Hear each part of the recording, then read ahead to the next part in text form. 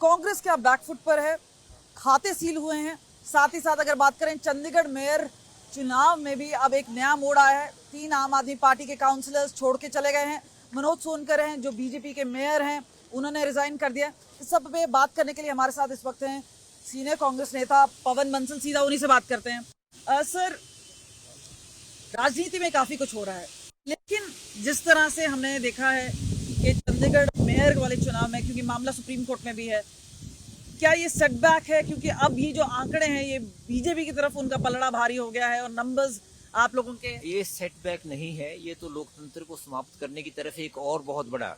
वैसे तो हम कह चुके हैं कि लोकतंत्र का गला तो घोंट चुकी है ये भारतीय जनता पार्टी, लेकिन निरंतर तौर पे लगे रहती है उसी काम पे कि कहीं भी उनको कुछ महसूस हो कि उनके खिलाफ कोई बात है, उसको कैसे उन्होंने काबू करना है, उस काम पे लगे रहते हैं। उनकी फितरत के हिसाब से ये काम हो रहा है।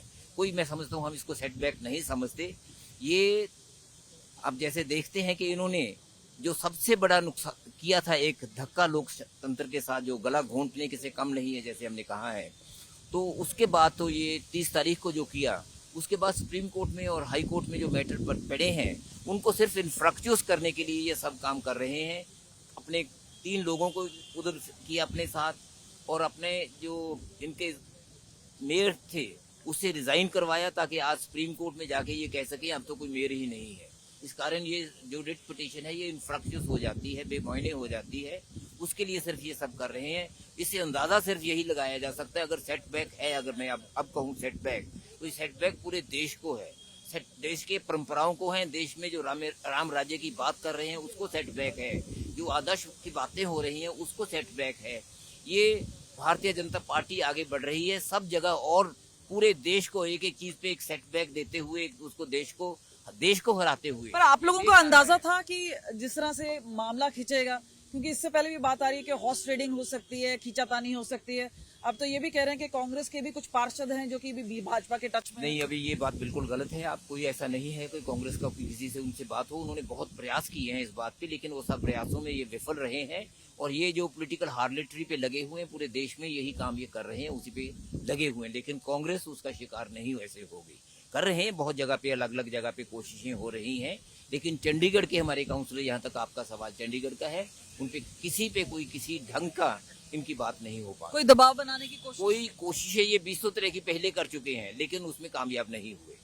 इंडिया अलायंस या इंडिया अलायंस जैसे आप लोग कहते हैं, इसकी ये पहली जीत होनी थी, लेकिन जीत तो कहीं दूर दूर तक अब है नहीं।